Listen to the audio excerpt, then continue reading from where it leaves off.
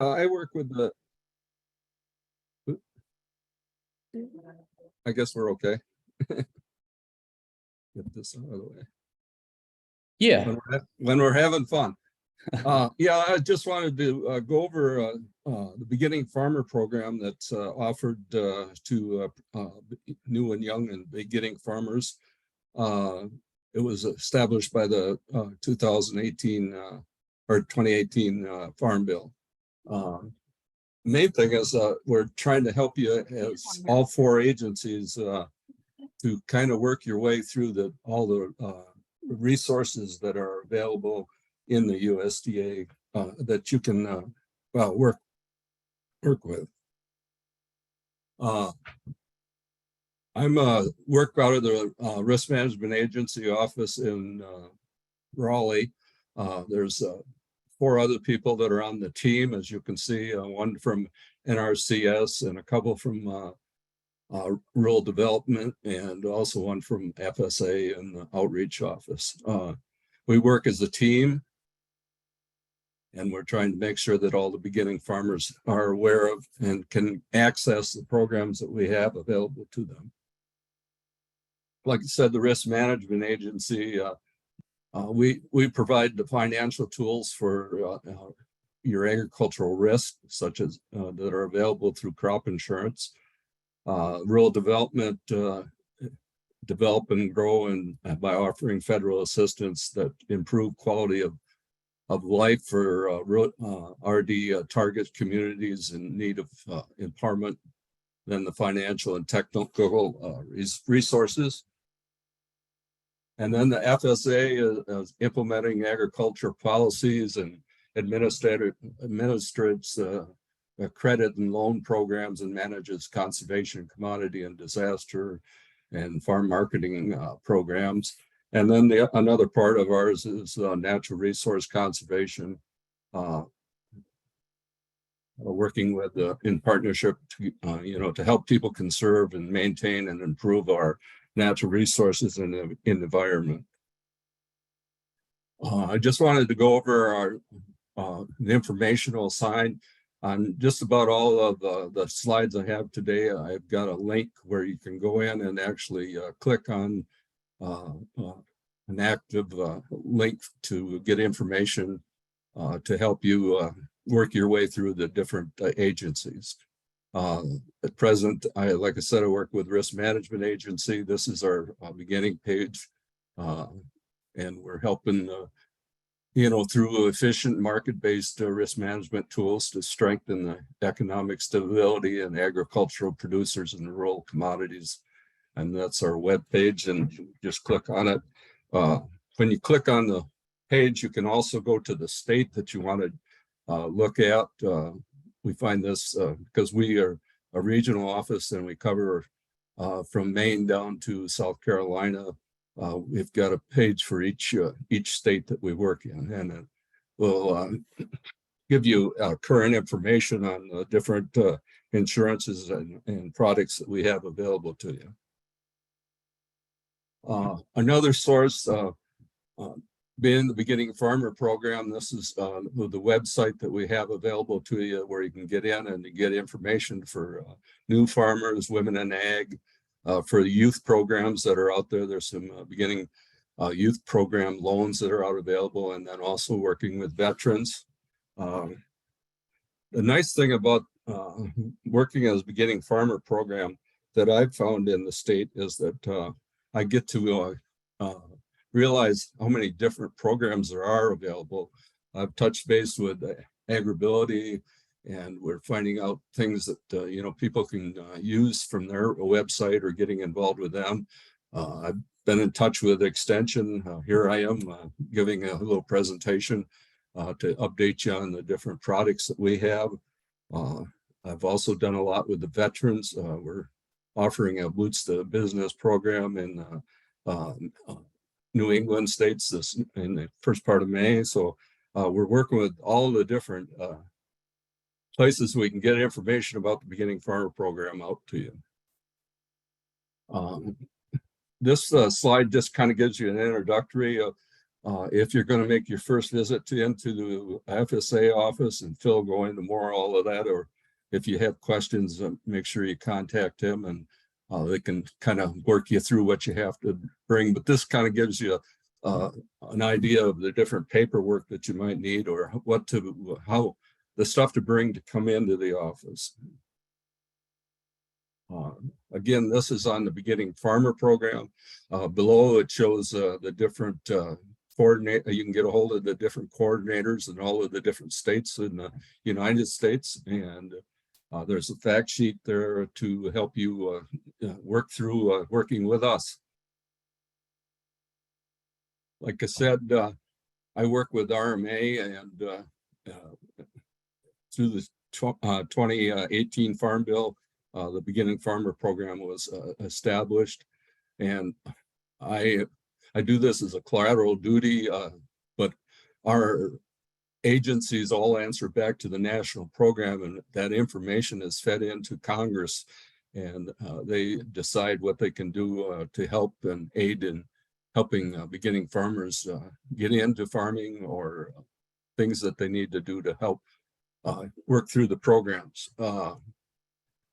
One other thing I was going to say about the Beginning Farmer Program, or about risk management agency, that we this last year we offered a new program that is going to help the smaller based producers get into crop insurance, and that was the microfarm pilot program that we have.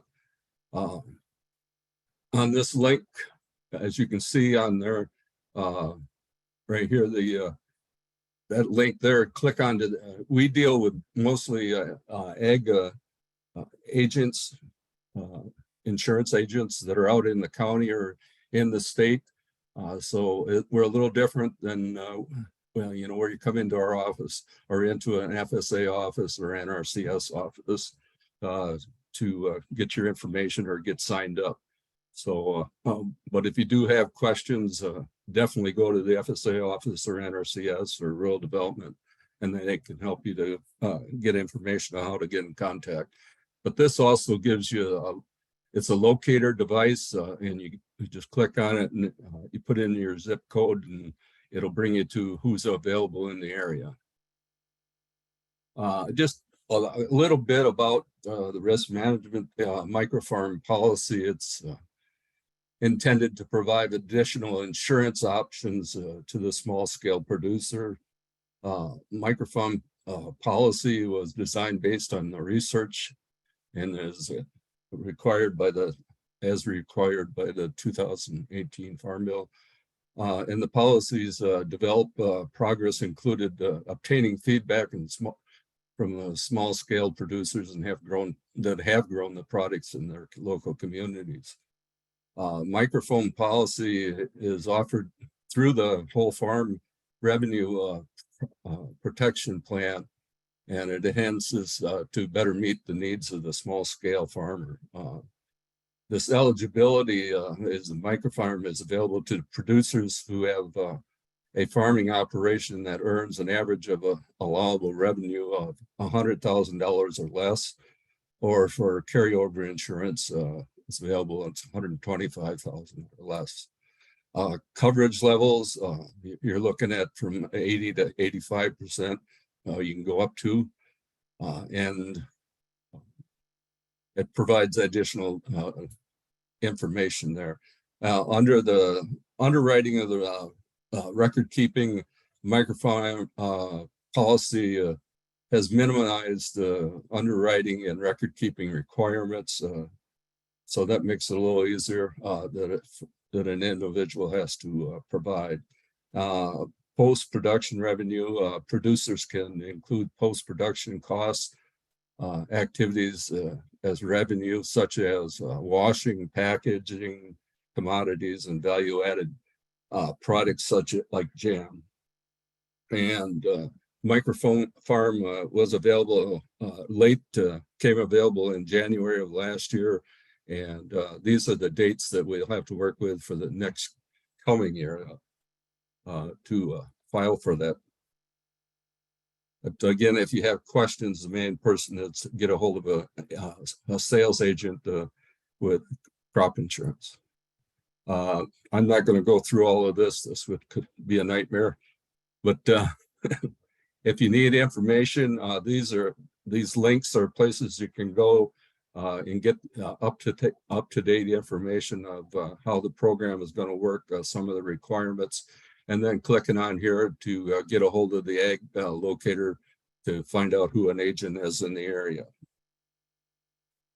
Again, I wanted to mention one of the strong pushes in this past couple of years has been looking at urban agriculture and working with FSA and NRCS and all of the other agencies.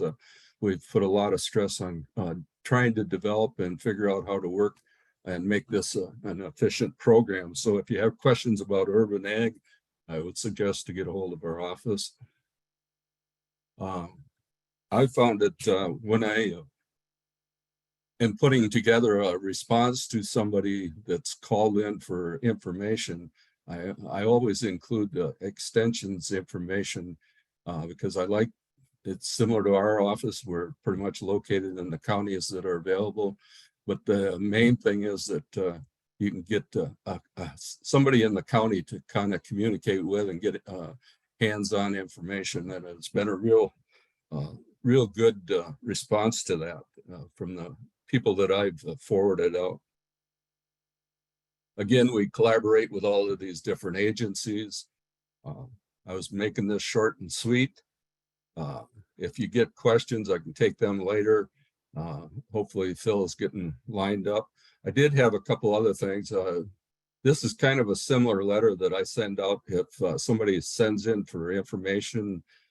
If you get on one of the links with the USDA and you're looking at a coordinator, usually you'll end up with my name, and you can, I'll usually send this kind of information that gives you links to all the different resources that I have available to me.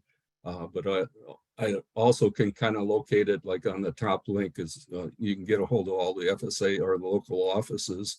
And then I usually get in contact with the either the farm loan manager or the CD at the location and talk to them and kind of refer the name. So there we're going back right to the county and getting some direct help for you. But keep it in mind that if you have parcels of land, that getting that farm number and track and getting that all located up is an important thing to be doing. Another part of it. A quick thing to look at is the discovery tool that's on this website here. And if you go in there, it's on the national USDA page, but you can get in there. Where do you want to farm? What are you going to farm? Who are you? And what model are you going to go into? A type of farming, and what are your needs? And then it kind of will give you back the results here of, you know, the different in North Carolina. It'll give you extension and different resources that you can get a hold of if you're into fruit or a business plan you're looking to develop that. And I would suggest to anybody that's looking at working with a banker or our offices, that you consider kind of putting together a plan of how you expect to develop your working situation that you're looking at. So that's kind of a lot of what I had this time around. Well, thanks, Bill. So the Beginning Farmer and Rancher program is a partnership between RMA, FSA, NRCS. So those are all USDA agencies. And our next speaker, I think Philip is on here now, is Philip Moore, and he is specifically from the Farm Service Agency. So let's see if we can, Philip, are you on here? Let's see. I am on, Stephen. Okay. I was just trying All to get unmuted there. Sorry. Yeah. So I'm going to hand it over to you. Can you share your screen, Philip, to do the presentation? I can. Let's see here.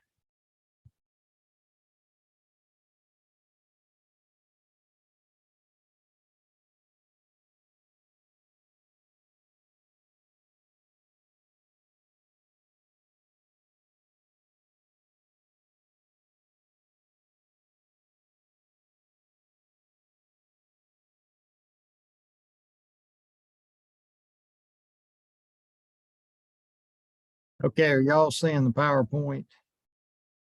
Yep, we got it.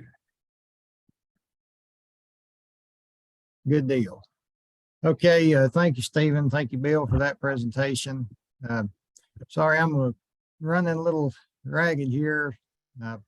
Apparently on my new computer, the latest version of Zoom was not installed, so I was kind of rushing at the last minute to get this thing installed. But while Bill was speaking, I think we're good to go now. So I think we're in business and good to go.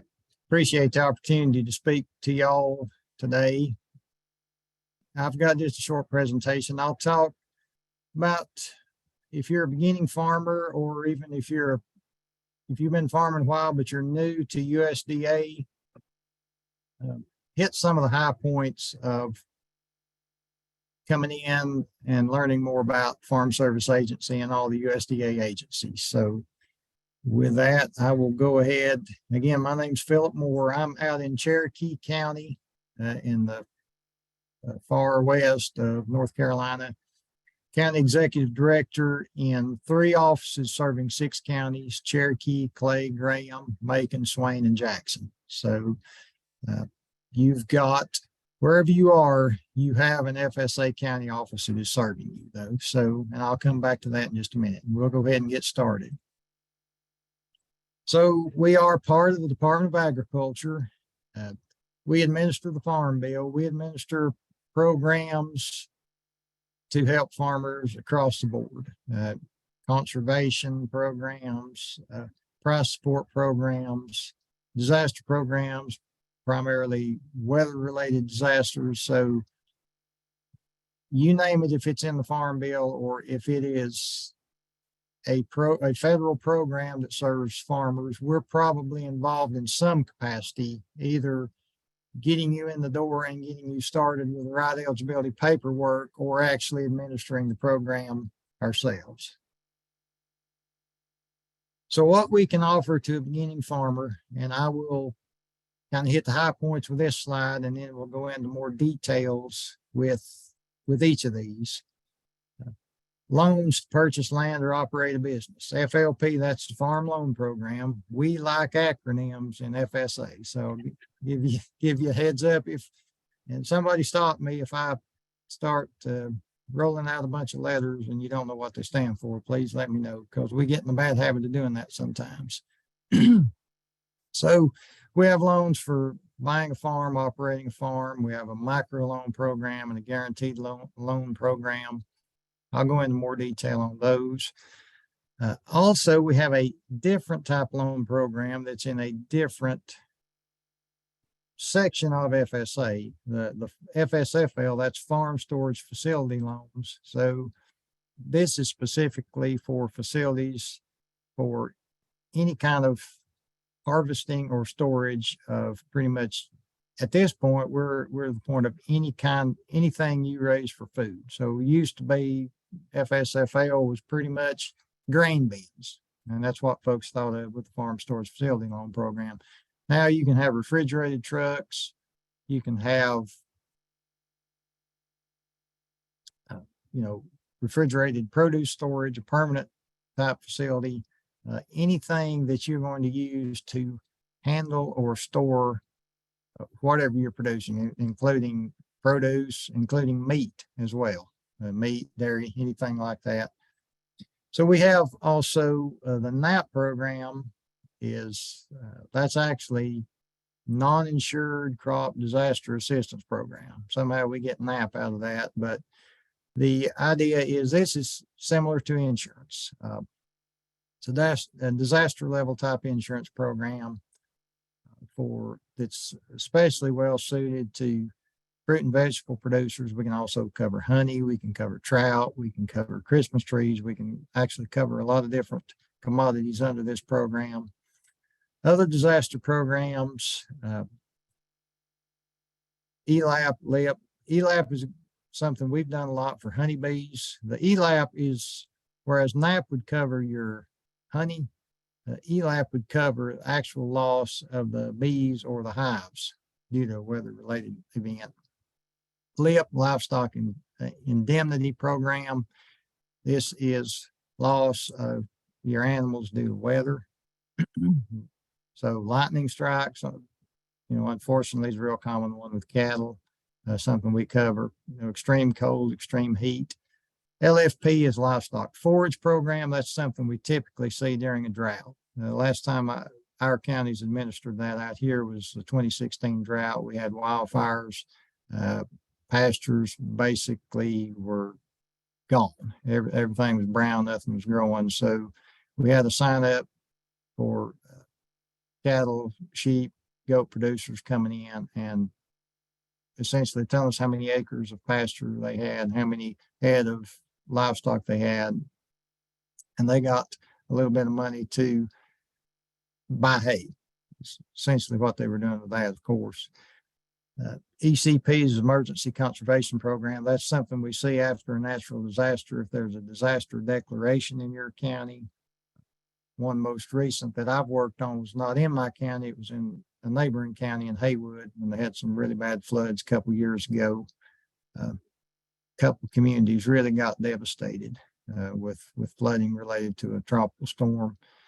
And then TAP, the Tree Assistance Program, that is for loss of actual trees and vines. You're not just losing fruit, you're actually losing the tree itself. So that could apply to grapevines. One we're working on right now is grapevines. Also landscape nurseries producing trees and shrubs can benefit from that. We have a cost share program if you're wanting to obtain organic certification. We can cost share some of the expenses of the training and the certification.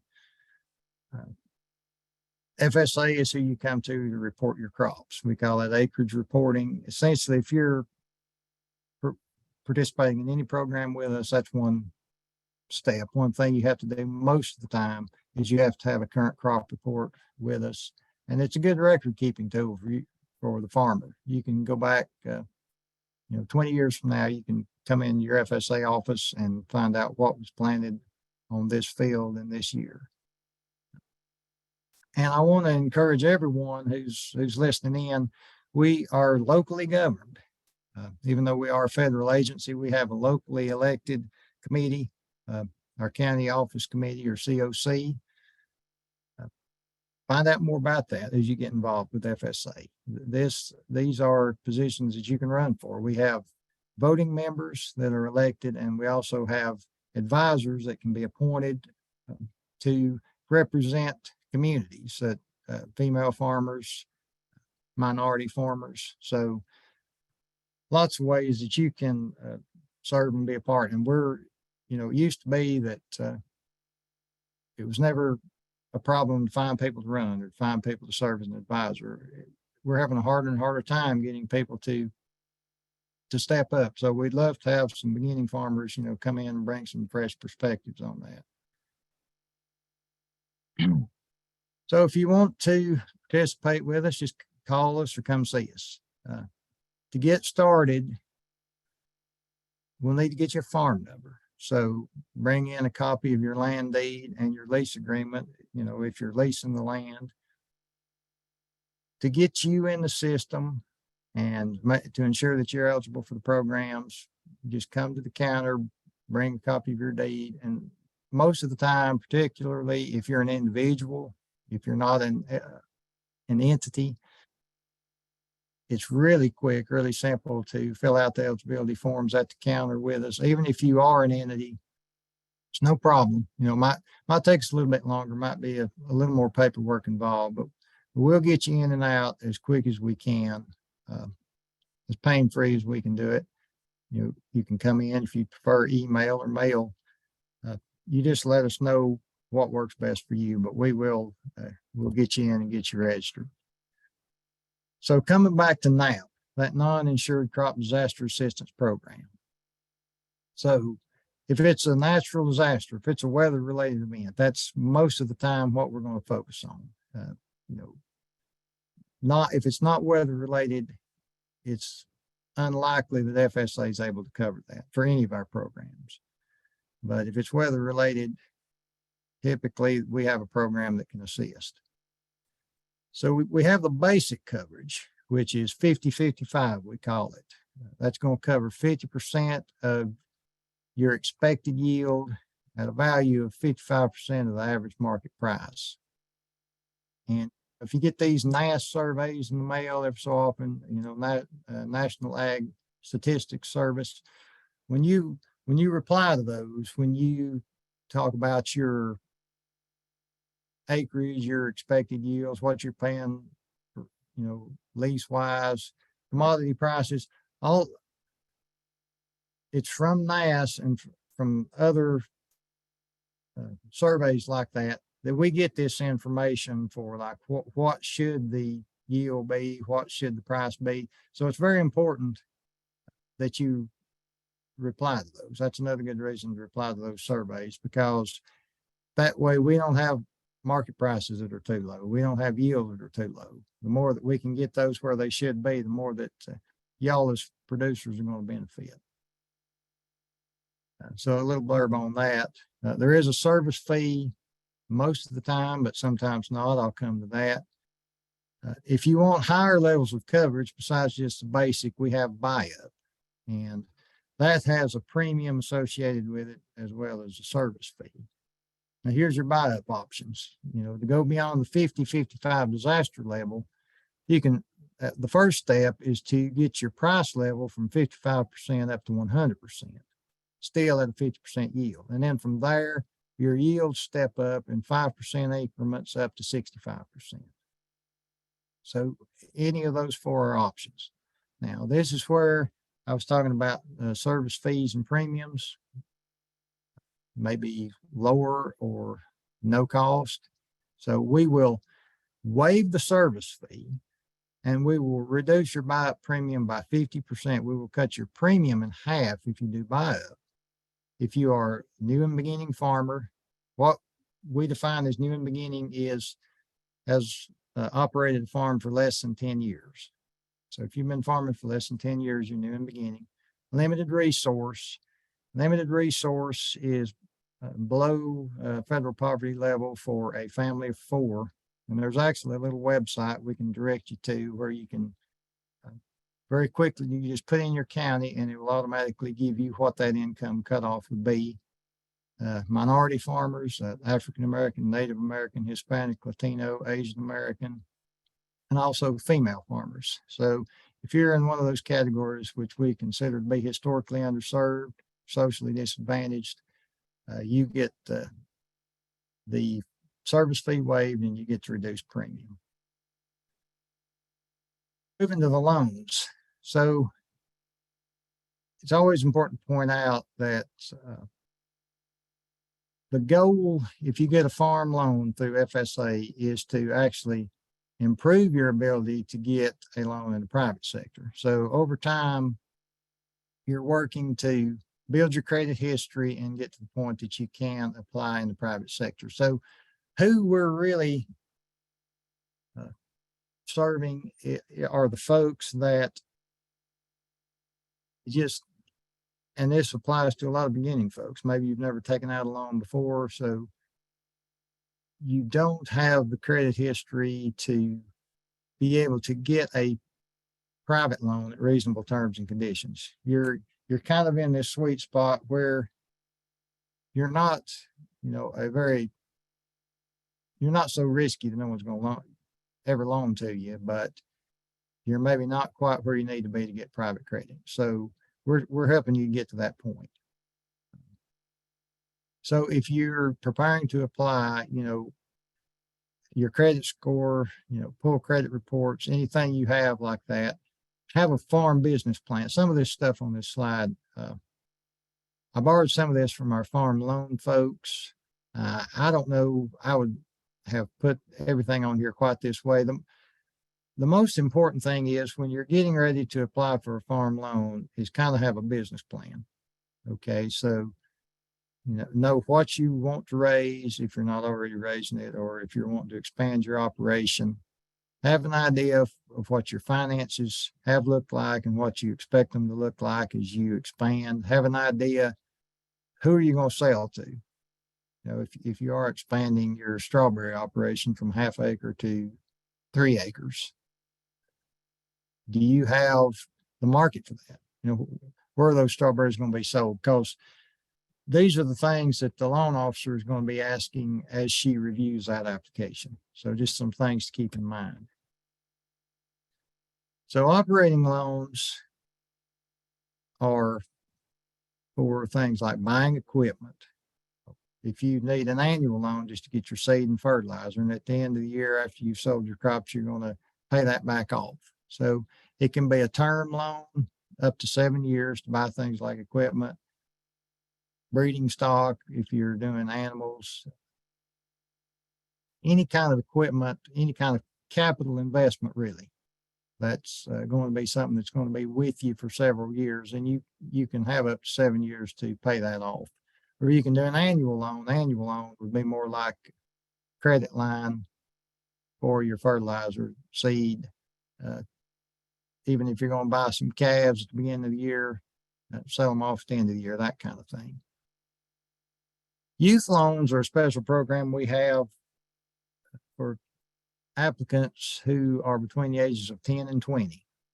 And they're only up to $5,000, but they are a good opportunity if you've got younger farmers, folks who are interested in farming, who want to get some experience, both farm experience and finance experience. And they can, having that youth loan, once a person turns 20, 21, 22, if they want to continue farming, that record, that history of obtaining that youth loan, paying it off, can make you more likely to be approved for one of our regular loan programs, like a micro loan for operating expenses, or even if you want to get a farm ownership loan to purchase property. So that's a good way to get started.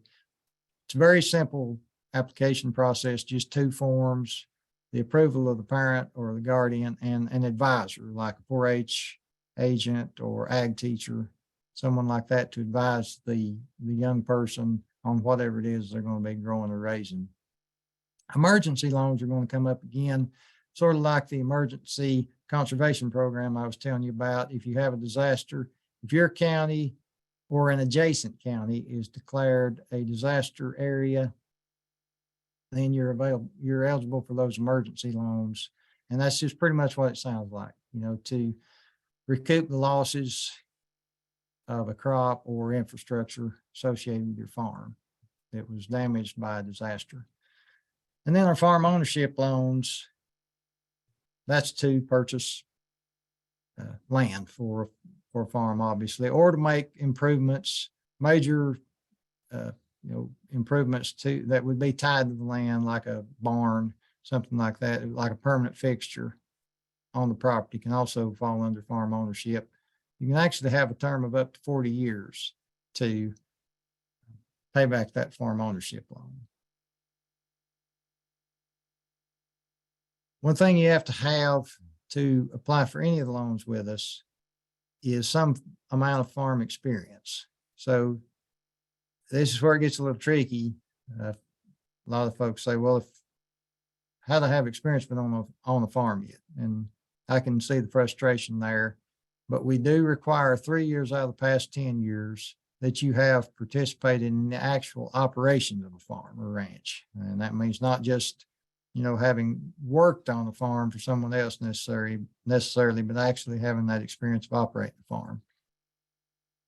So you can substitute 1 year out of 3 with some other type of business management experience or with education. So, if you're wanting to get to the point of purchasing a farm, you may have to start as a farm manager for someone, or lease land. and get that experience under your belt. And then eventually you should qualify for an ownership loan. Even with an operating loan, we request 1 year out of the past 10 years of farm management experience. Again, you can substitute that 1 year if you have ag education, or if you have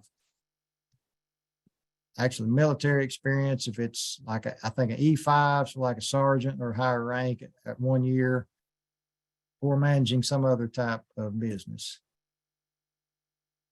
So when you come in to see us, find your local service center. These are just kind of the steps.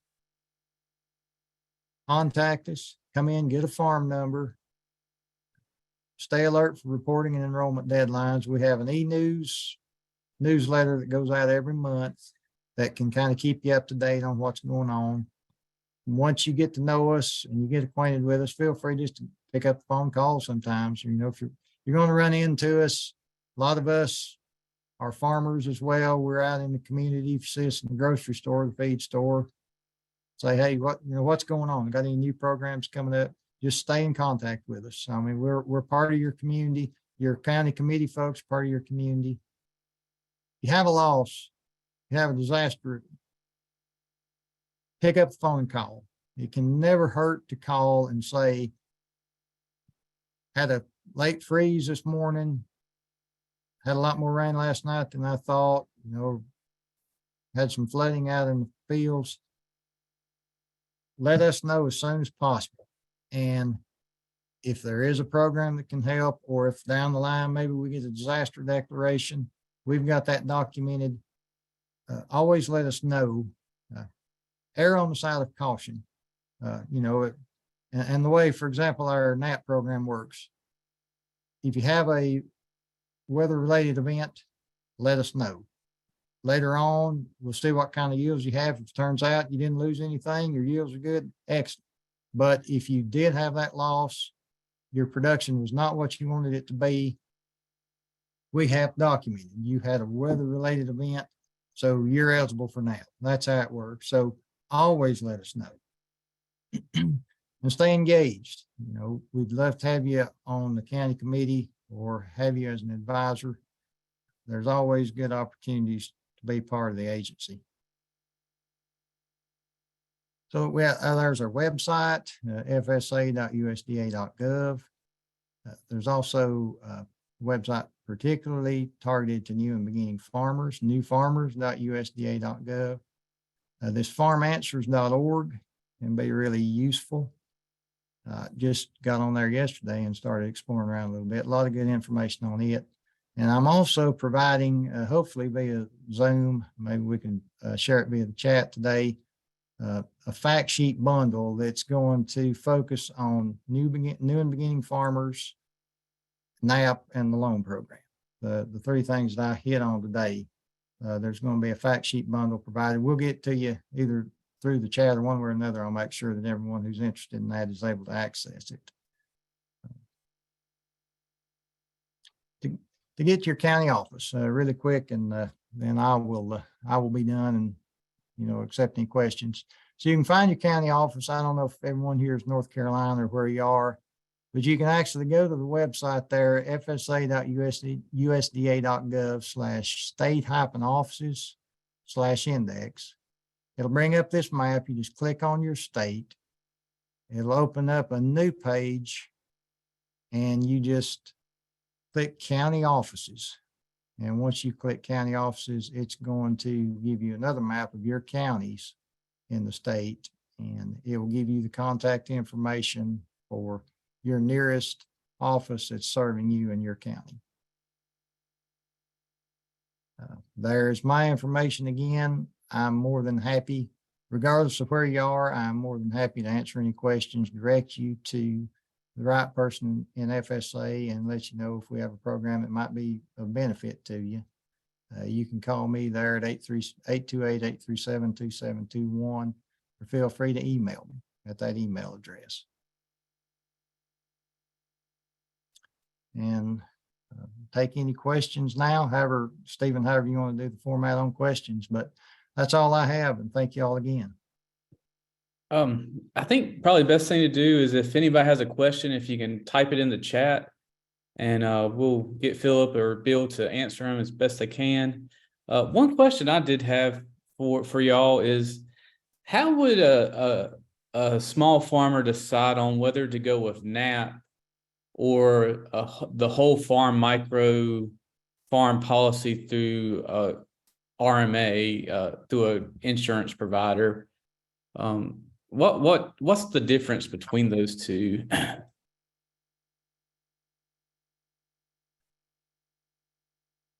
My answer, and Bill, I'll let you speak to that too. I think if probably the more diversified your farm gets, maybe the more beneficial the whole farm revenue protection might be. And that's definitely a program that Bill will have to speak to. He's much more familiar than I am.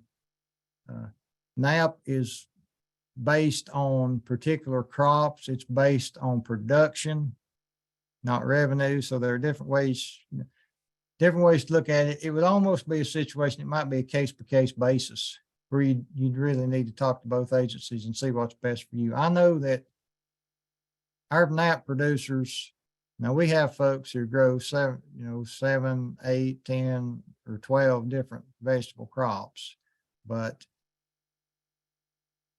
it seems, and for those folks, it seems to work really well too. If you're, I'll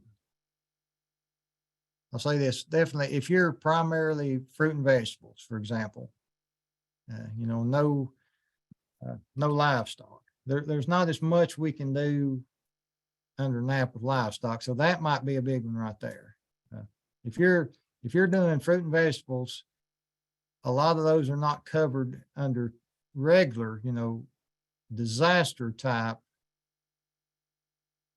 private insurance policies. So that's the reason NAP covers them. Pretty much NAP covers the commodities that insurance does not cover in your county. So I know anything that's production based, that's yield based, whether it be fruits, vegetables, honey, trout, even value loss crops like Christmas trees even. And the way we calculate value loss, it gets a little complicated, a little tricky, but we can do those calculations based upon the age and maturity level of trees when they're damaged, whatever. But if it's anything that's a yield-based, production-based type crop like that, NAP seems to work very well. I guess I'm a little biased on that too, but it seems to work really well for those type of crops. I guess my answer would be that it would pretty much be an insurable item that would be covered by the whole farm program or getting involved with the microfarm policy. NAP would cover pretty much the non-insured ones, like Phil had mentioned.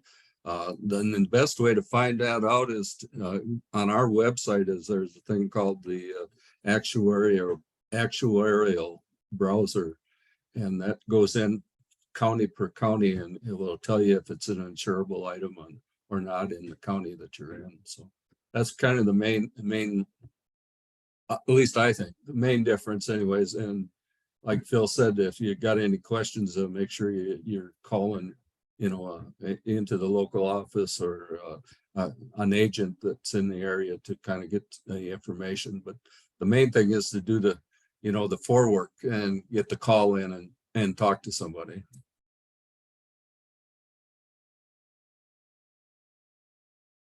So on the micro farm policy, how do you put a claim in? Is it like based off of your Schedule F, like your average revenue that you've had for like the last 5 years? If you don't meet a certain threshold, then that's how you put the claim in, or do y'all have an idea on that? Or if you have a loss, then you can get a hold of your insurance agent, and then he'll send out an adjuster or she will send out an adjuster, and then they'll kind of take you through the process. But yeah, it's a revenue-based type product. So it's based on one revenue from one year to the next. And there's a lot of stuff that goes into that. So Okay. main thing is get a hold of an agent or call our office, and you know, we can get you in touch with somebody that's in your area that will help you walk your way through the, you know, all the situations that you have to go. But the main thing is you'd have to get a hold of your, if you get some kind of loss in a county, then you get a hold of the agent that's there, and then they kind of do the due diligence as far as getting the insurance adjuster out to inspect the commodity.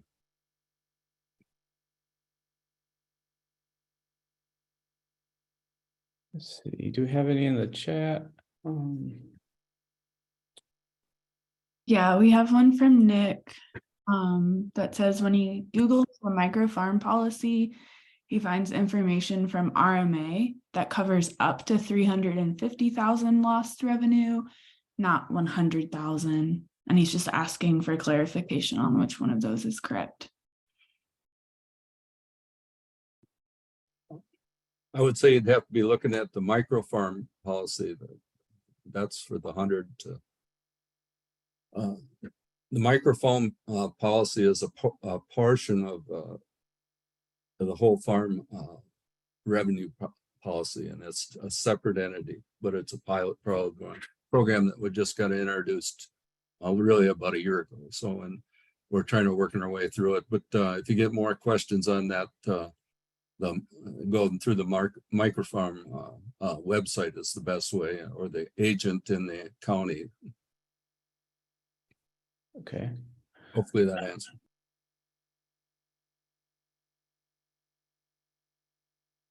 He Any said, other questions?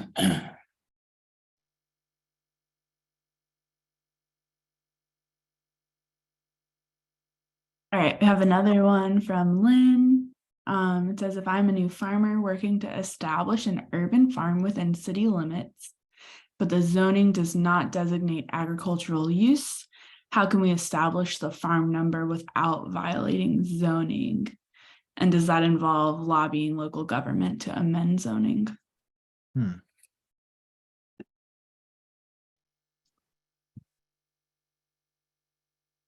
not speaking from a lot of experience on that because that's not typically an issue in any of the counties I'm in. However, when you come in and establish a farm number with USDA, that's strictly a federal designation. It's not anything about land use, anything like that. So unless, and I don't know if this would even be something that a local government could do, unless they somehow are prohibiting folks from even coming into USDA and establishing a farm number, which I don't think that is something they could do. So this is Henderson County, okay? Philip, I think one thing that confuses Yeah. people too is that there's lots of different numbers. So you have Yeah. the farm number, which y'all give out, and then there's also, you know, your present use value program, and then you've got your state sales tax exemption. And so there's lots of, I guess, different numbers, but the one that y'all deal with, you should be able to get it whether you're in a urban area or a rural area, I think. That's my thinking. Yeah, you can get a USDA farm number. We draw in farms, we give people farm numbers for half acres. You know, if you're commercially producing something on that land, then you're a farm as far as we're concerned. Now, I know there are some areas where, and I'm just repeating what I've heard other places, you know, some counties do offer like property tax incentives associated with getting a farm number, or maybe even incentives on the costs of building permits, things like that. And there are some county executive directors and FSA staff who are concerned about folks getting a farm number when their only real intention is not to farm, but to get a break on some of those fees. However,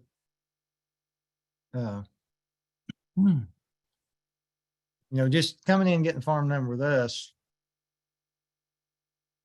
if it's land that can produce something, then it's a farm. And like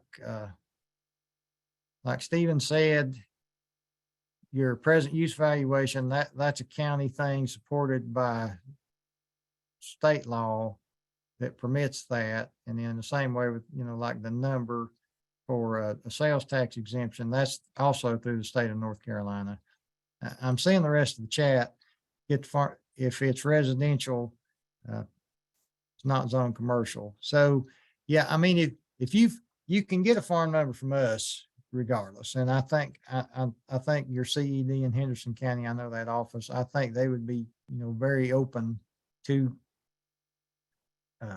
getting you that farm number if you have land that's capable of producing something. Now, if you're having an issue that you can get the farm number, but you're concerned about actually being able to sell something because of the zoning, then honestly, yeah, that would be an issue you'd probably have to take up with your local government to talk to them about.